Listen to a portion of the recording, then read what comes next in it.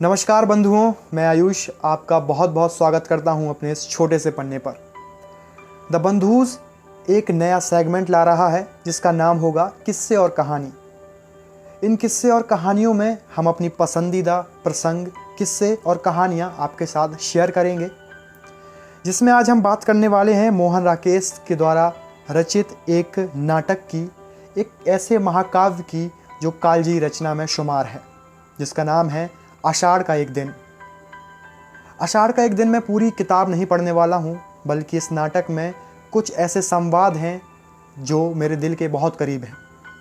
उन्हीं संवादों को आपके साथ शेयर करूँगा और इस आषाढ़ का एक दिन के बारे में आपको बताऊँगा। तो चलिए शुरू करते हैं मोहन राकेश द्वारा रचित इस महाकाव्य, इस नाटक आषाढ़ का एक दिन के कुछ प्रसंगों की।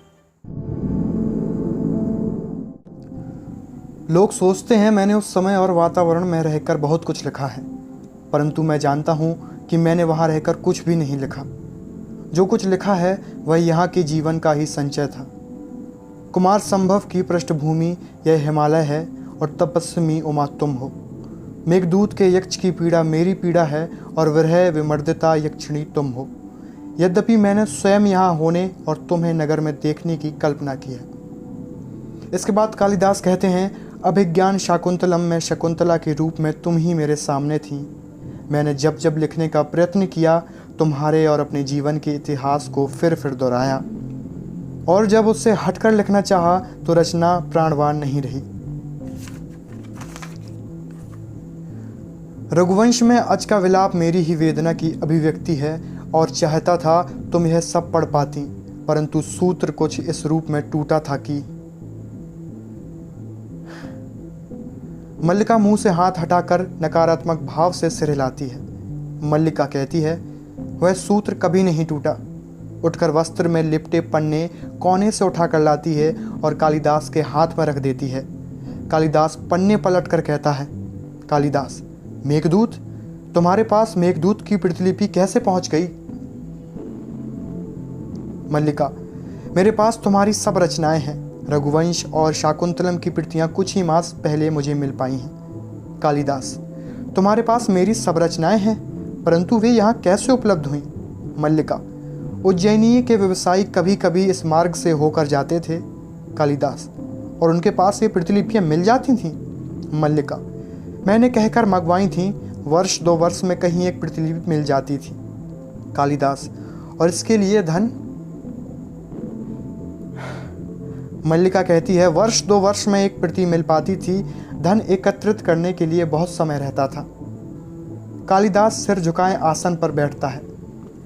कालिदास, जो आभाव वर्षों से मुझे सालते रहे हैं वे आज और बड़े प्रतीत होते हैं। मल्लिका, मुझे वर्षों पहले यहाँ लौट आना चाहिए था, ताकि यहाँ वर्षा में भीग कर लिखता वह सब जो मैं अब तक नहीं लिख पाया, और जो आषाढ़ के मेघों की तरह वर्षों में मेरे अंदर घूमट रहा है।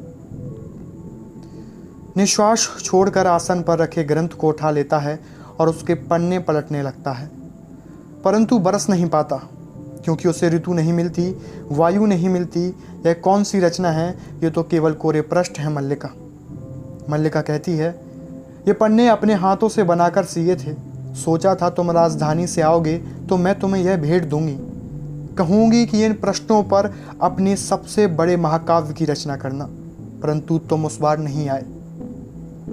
अब तो ये पन्ने टूटने भी लगे हैं और मुझे कहते संकोच होता है कि ये तुम्हारी रचना के लिए है। कालिदास पन्ने पलटने लगता है। कालिदास कहता है, तुमने ये पृष्ठ अपने हाथों से बनाए थे, इन पर मैं एक महाकाव्य की रचना करूं। पन्ने पलटते हुए एक स्थान पर रुक जाता है और कहता है, स्थान स्थान पर इन पर पानी की बूंदें पड़ी हुई हैं, जो निसंदेह वर्षा की बूंदें नहीं हैं। मल्लिका, लगता है तुमने अपनी आंखों से इन कोरे पृष्ठों पर बहुत कुछ लिखा है, और आंखों से ही नहीं, स्थान स्थान पर यह पृष्ठ श्वेत कणों से मैले हुए हैं। स्थान स्थान पर फूलों की सूखी पत्तियों ने अपने रंग इन पर छोड़ दिए हैं। कई स्थानों पर तुम्हारे नखों ने इन्हें छीला है, तुम्हारे दांतों ने इन्हें काटा है, और इसके अतिरिक्त ये ग्रीष्म की धूप के हल्के गहरे रंग, हेमंत की पत्र धूली और इस पर घर की सीलन, ये पृष्ठ अब कोरे कहाँ है? मल्लिका, इन पर एक महाकाव्य की रचना हो चुकी है, अनंत सर्गों के एक महाकाव्य की रचना। ग्रंथ रख देता है, इन पृष्ठों पर अब नया कुछ नहीं लिखा जा सकता है। मल्लिका उठकर झरोखे के पास चला जाता है, कुछ क्षण बाहर देखता रहता है, फिर मल्लिका की ओर मुड़ आता है। परंतु इसके आगे भी तो जीवन शेष है, हम फिर अत से आरंभ कर सकते हैं। मल्लिका, क्या सोच रहे हो? कालिदास, सोच रहा हूँ कि वह आषाढ़ का ऐसा ही एक दिन था, ऐसे ही घाटी में मेघ भरे थे और असमय अंधेरा हो आया था। मैंने घाटी में एक आहत हरिण शावक को देखा था, उठाकर यहाँ लाया था, तुमने उसका उपचार किया था। मल्लिका, और भी तो कुछ सोच रहे हो? कालिदास, और सोच रहा हूँ कि उपत्यकाओं का विस्तार वही है, पर्वत शिखर की ओर जाने वाला मार्ग भी वही है, वायु में भी वैसी ही नमी है, वातावरण की दुनिया भी सेम वैसी ही है। मल्लिका, और?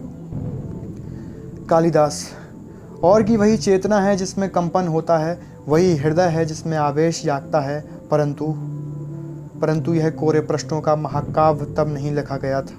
मल्लिका, तुम कह रहे थे कि तुम फिर अत से आरंभ करना चाहते हो। कालिदास, मैंने कहा था कि मैं अत से आरंभ करना चाहता हूँ। यह संभवतः इच्छा का समय के साथ द्वंद्व था, परंतु देख रहा हूँ कि समय अधिक शक्तिशाली है। क्योंकि? मल्लिका, क्योंकि? कालिदास, क्योंकि वह प्रतीक्षा नहीं करता।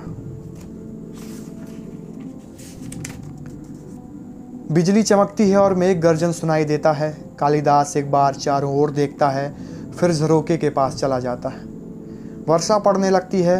वह झरोखे के पास आकर ग्रंथ को एक बार फिर उठाकर देखता है और रख देता है, फिर एक दृष्टि अंदर की ओर डालता है, ड्योढ़ी में चला जाता है।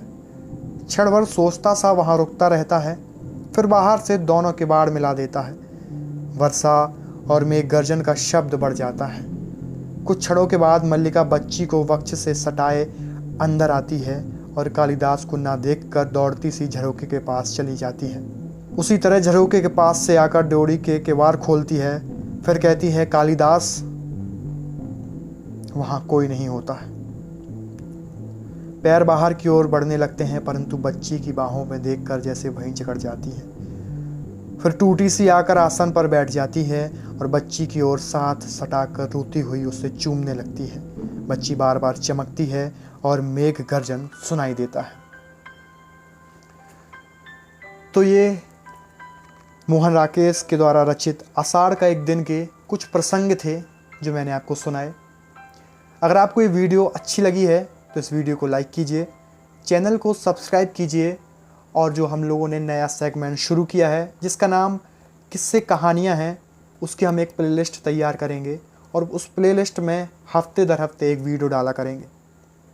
नमस्कार, बहुत बहुत धन्यवाद। आपने बहुत धैर्य से सुना, आपका आभार।